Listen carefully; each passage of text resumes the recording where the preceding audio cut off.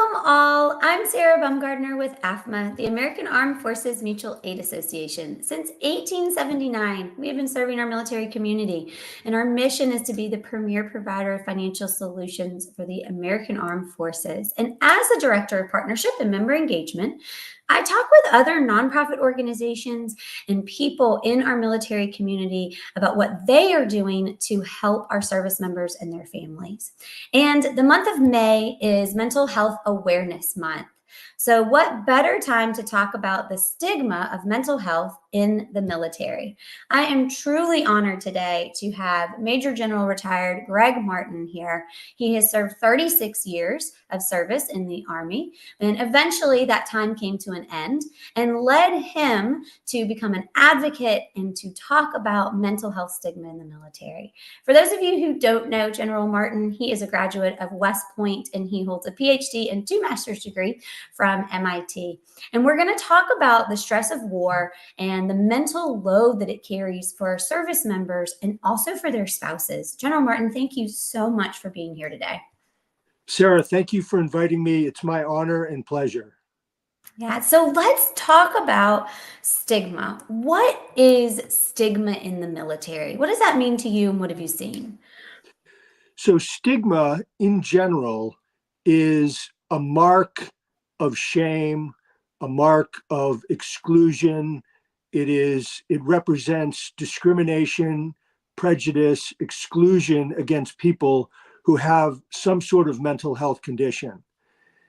In the military, stigma is primarily manifested by people, usually at the lower ranks, believing that if they go for help to get treatment and diagnosis or to address their mental problems, that they will be discriminated against, that they will be taken off of promotion lists, they will never advance, they'll lose their security clearance, and they'll basically be a second-class citizen in the military or kicked out.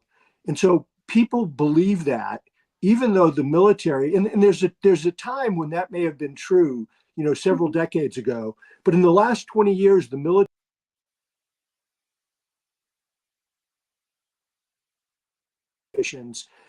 and the policies have changed dramatically at so the generals and the admirals and the high-level secretaries in the military have changed the policies in order to eliminate stigma and to promote mental health.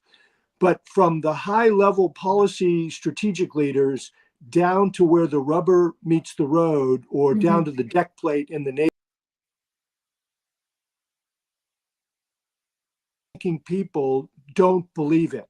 They doubt that it's true.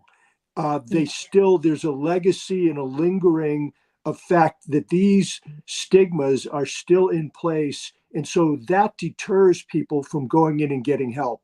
And it's really a shame because it's the biggest deterrent for military members, service members to go get help for their mental situations.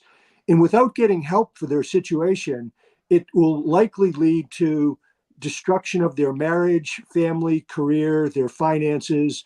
It often leads to homelessness, addictions, violence, prison, and suicide. But if they do go get help and they overcome the stigma, they can live a happy, healthy, purposeful life. Yeah. And you've mentioned so many things there that are wrapped up in this stigma. It's not just one thing, right? And you have a personal experience with this, being in the military, in your journey through the military and then through the end of your career. So how can we combat the stigma of mental health issues in the military? I know you're a champion of that. So what are some of the things that you talk about with others to really combat that stigma? Well, the first thing is I would tell anybody who thinks they might have some sort of mental condition to go get help. I mean, just own your condition. Don't be intimidated or embarrassed or ashamed or stigmatized. Own it and say, look, I think there might be something wrong with me.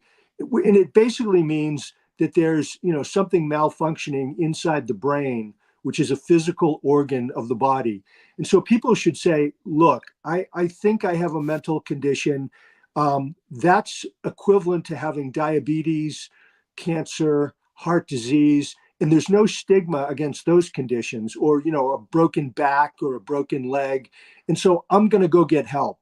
So having sort of the moral fortitude to say, I'm going to go take care of myself, and I'm not going to allow myself to be stigmatized or ashamed. That's the first thing. But oftentimes, the people who have the mental condition don't realize it, or they don't think anything's wrong with them. And that's the situation I was in. I mean, I had severe bipolar disorder, but I didn't think there was anything wrong, especially when I was in mania, because I felt so good. I felt high as a kite. So what do you do then? If you a colleague or another service member or a family member suspect that somebody has a problem, first off, you need to be trained in what the symptoms look like. So that's a mission for the armed forces in general, for the military, as well as the broader society, the business world, everybody else, is to have training on mental health and mental illness. What are the most common illnesses? What do the symptoms look like? How do I identify them? And then if you do identify them, how do you have that hard conversation with your friend or colleague or family member and say, hey, look, Jane, or William, I love you like a brother or a sister. I care about you, and I've been noticing these symptoms and these things that are troubling me. I'm beginning to see things that look like depression, or PTSD, or bipolar disorder, or survivor's guilt, or moral injury, or traumatic brain injury. I'm beginning to see these things, and I care about you. So I want you to go. I'm really encouraging you to go seek mental health evaluation, either to a psychiatrist, a therapist, a social worker, somebody that is a trained expert medically. And by the way, I'll go with you to Yeah. the appointment, because that makes the person feel not alone and isolated, but that you really care about them and you have their best interest in heart.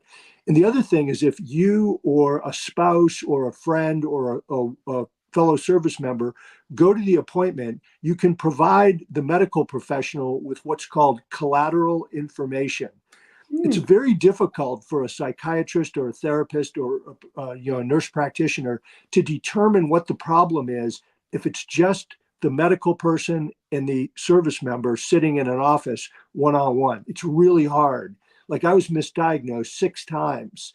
And there was, in the seventh time, the key to getting the right diagnosis was they got collateral information from my wife who went to the appointment.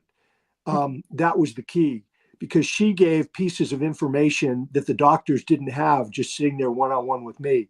So bringing people in not only gives confidence to the service member who maybe needs to get evaluated, it also helps the doctor as well.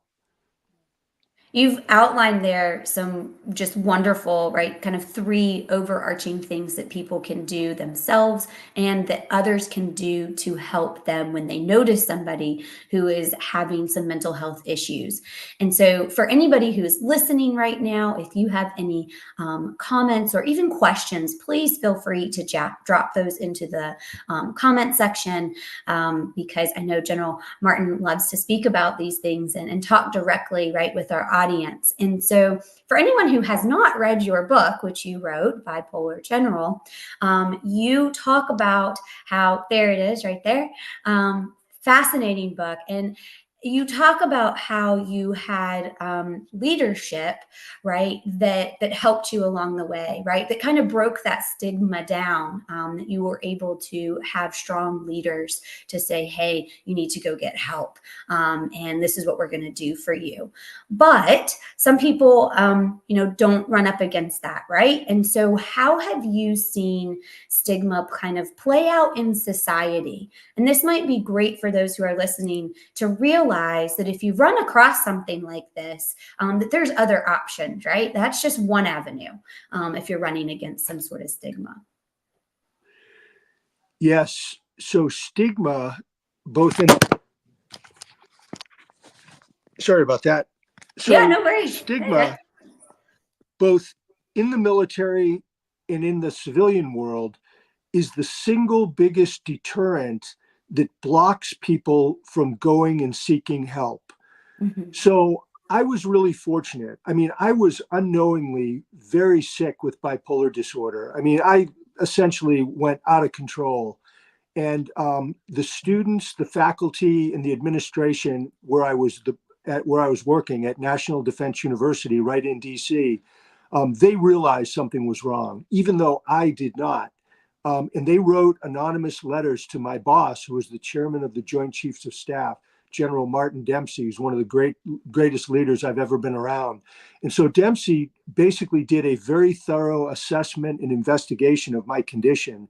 And he came to the conclusion that there's something wrong with General Martin. I don't know what it is, but he needs help. And we need to pull him out of National Defense University and, hand the reins over to somebody else.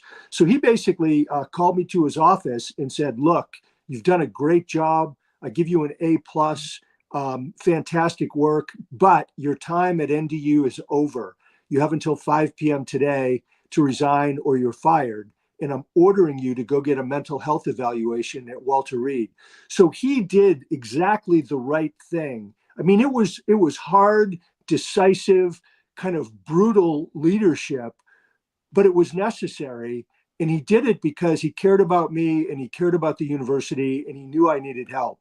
And I've since been told by many doctors that may very well have saved me from having a stroke or a heart attack because of the pressure and the stress I was under with both the job, the people, and my bipolar condition. So he really did a good thing, even though I was, fired, forced to retire, and later hospitalized. He got me on the path to recovery. And that was caring leadership, even though it was really tough and hard. Then I got put in sort of a holding pattern until I could retire. And I had a commander named Lieutenant General Thomas Bostick. And General Bostick was, probably the most caring, compassionate, kindest leader I've ever worked with. And so he supported me 100%.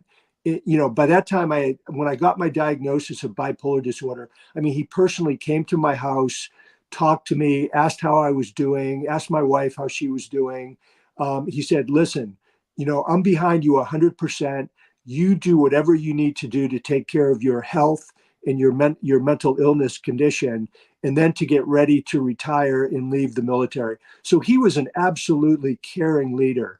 But previous to that, I had 6 times I went in to see doctors, psychiatrists, and just regular general practitioners.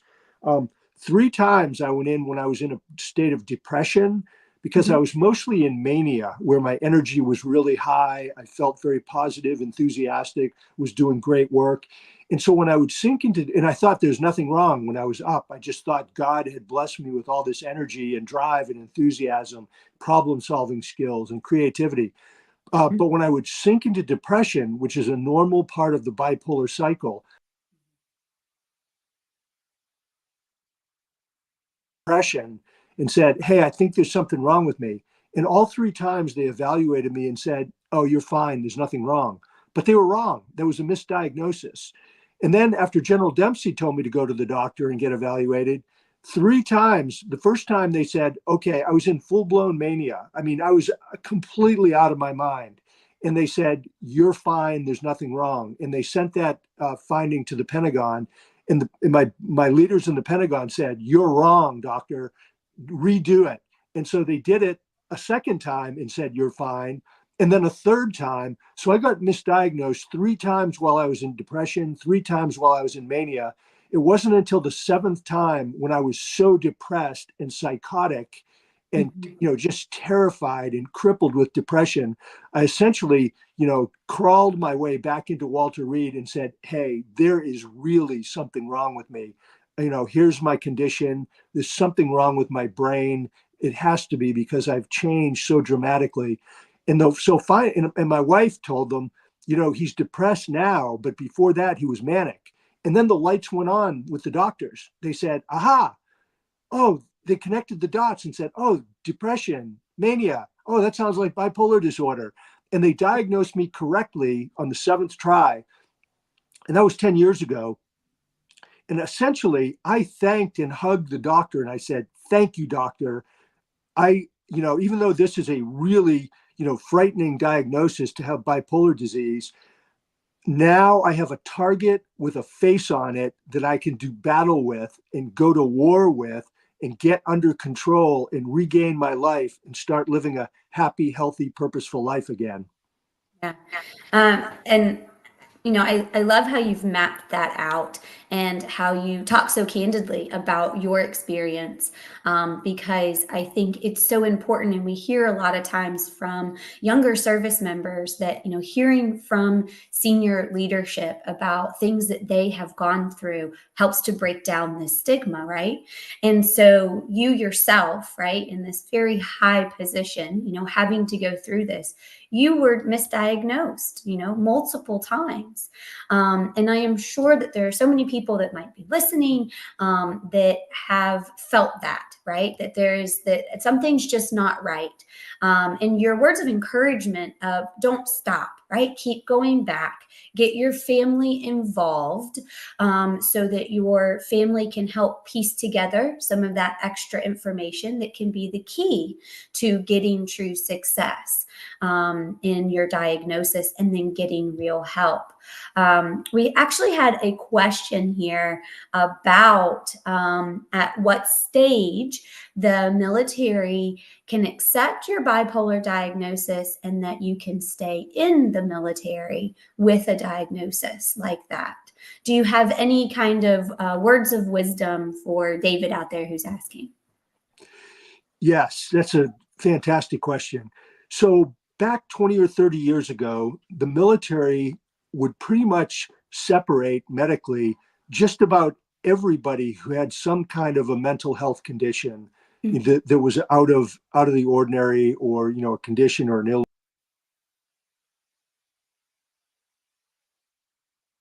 Mental health problems became so prevalent, and the military needed to retain its personnel, that they started studying mental illness and mental health conditions more closely.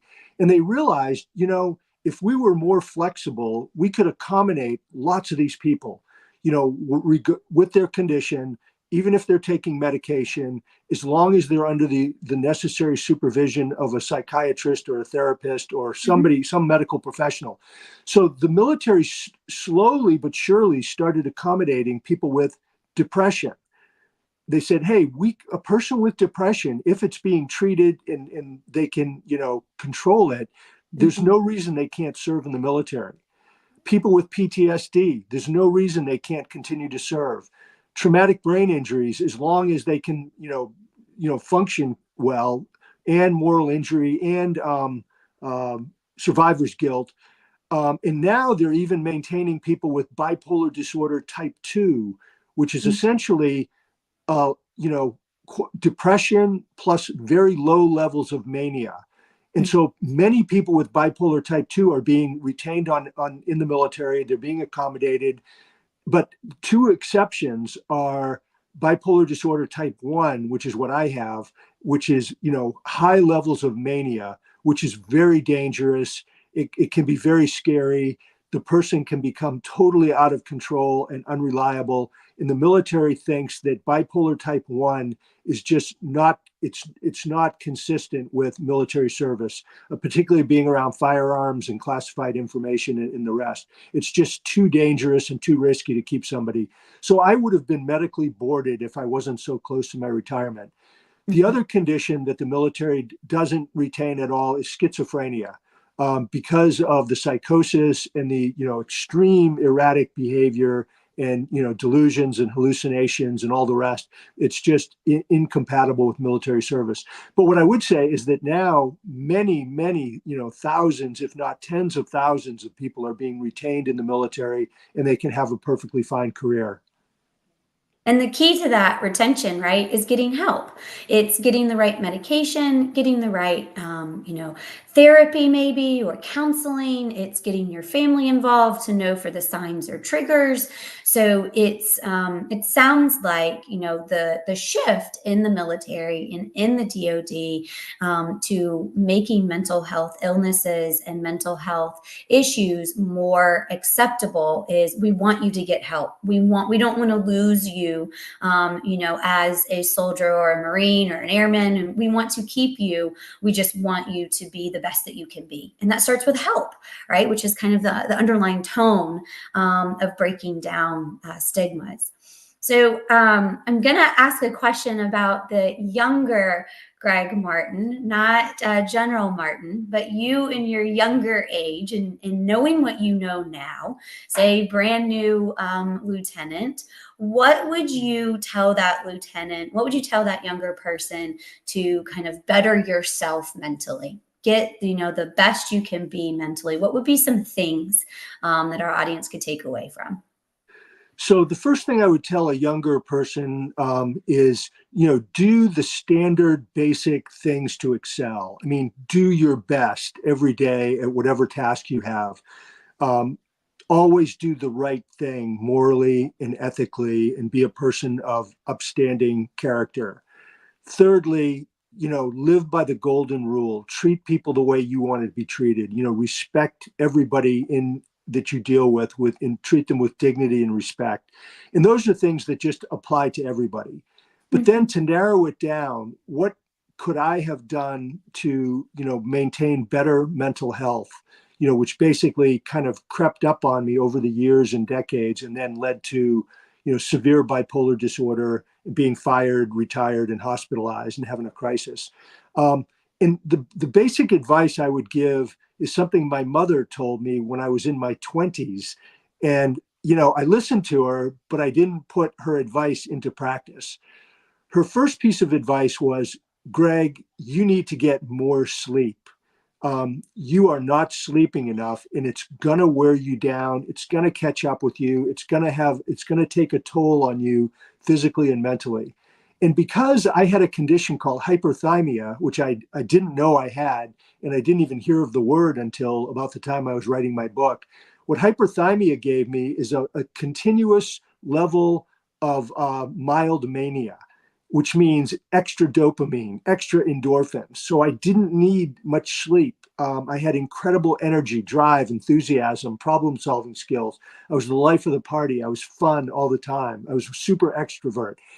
And so I didn't need the sleep because I had hyperthymia, but I should have been figuring out how to get 8 hours because that would have kept my brain much healthier. But instead, I was getting quite a bit less and I was wearing myself out. That took its toll over the years. The second piece of advice she gave me, she said, I know you love to party and have fun, but you're drinking too much alcohol. I've never been an alcoholic, but I've always liked to drink. I mean, I like to knock down beers, really enjoy wine, really enjoy, scotch, things like that. And she said, you're drinking too much. It's going to have a negative effect on your brain. And, I listened, but I didn't cut down. In many ways, I probably over the years consumed a little bit more. And it was part of the Army culture as well. Yeah. And my friends like to go out and party and drink and have fun and dance and, all that kind of stuff. And so that took an effect on me. I should have really cut down to either no alcohol or very modest. And then the third thing she said, which is a double-edged sword, she said, I know you love the Army and love being a leader and you're really into it and you're working very hard and you're very dedicated, but you're going overboard. You becoming the Army. I mean, the Army has taken over your life and you work, really long hours that are unhealthy. You're so concerned and into it. She said, you need to just kind of back off a little bit and have a little more time for fun, relaxation, recreation, reduce your level of stress, do mindfulness exercises, meditate, find ways to chill out. And so if I'd have done that, I would have relieved the stress on myself, and I may not have built to such a level that my bipolar disorder was triggered the way it was. Yeah. And those three things, and how you've put them, right? It's sleep more, drink less, and don't take yourself quite so seriously. The world will still go on if you are not the last one in the office every night. Can have a profound, as you said, effect on your mental health, right? And so it can have this profound way to be able to, if you do have a mental illness or you are battling something, it can give you kind of a leg up on it, right? To have more sleep, to drink less, to take things and be less stressful in them. So I like how you have outlined that, because I think that's something that everybody can take away from, not just those in the military, but especially those in the military, can put into practice to set themselves up for a little bit more success with their kind of mental health as they go about their military career and the stressfulness of it. So I really appreciate the conversation today. I appreciate your candor and your willingness to share your story and talk about stigma, talk about how it directly affected you, how it affects our younger service members and their families, and then what they can do to overcome that and know that they're not alone. And knowing that a portion of that is also knowing that there is a wonderful book, again, called Bipolar General, My Forever War with Mental Health, that can make you feel a little less alone, right? If you're in that. So I appreciate your time today, General Martin. Any last thoughts or comments you want to leave with the audience? I just wanted to show, this is the Portuguese translation of the book. I gave two talks a couple of weeks ago down in Brazil at the World Bipolar Congress, and they translated the book Bipolar General into Portuguese, and we had a book sale and signing down in Brazil, which was a lot of fun. I would just say that all of the people in the audience, whether you are perfectly healthy in terms of your mental condition or you have trouble, we all need to be,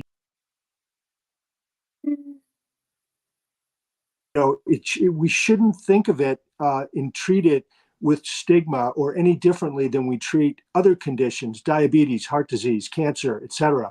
And get educated, because there's an inverse relationship between people who know someone with a mental illness and stigma. So the more people tell their story and are open and honest and tell their friends and colleagues and family members, the stigma goes down, and which makes it better for everybody. And the last thing I would just say is this is a kind of a social war. When someone has a mental illness, they're fighting the illness itself and they're battling stigma. So you're basically fighting a two-front war. But if you go back 50 years in the United States, breast cancer was stigmatized, it was shameful, it was embarrassing. Nobody talked about it until Betty Ford, the first lady, said, "Hey, I have breast cancer. Here's the facts. Here's what I'm doing about it." And so she was really the pioneer. And over the last 50 years, breast cancer has been, it is now not only accepted, but women battling this deadly disease are seen as like heroic warriors that are doing battle against this invisible disease. And so, National Football League players during Breast Cancer Awareness Month, they wear pink shoes.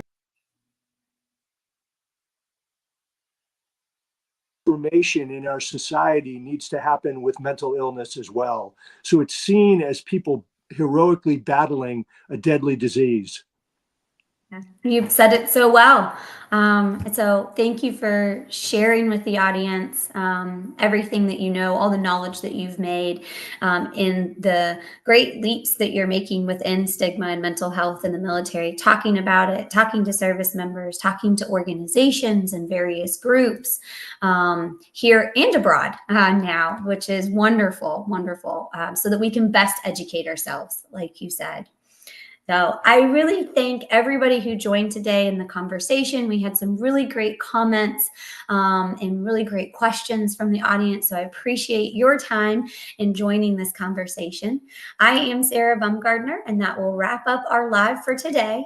If you would like more information about AAFMAA and the work we do in the financial readiness of our service members in the military community, you of course can subscribe here on the QR code on your screen. Otherwise, I thank you and I hope you have a great day. Bye now.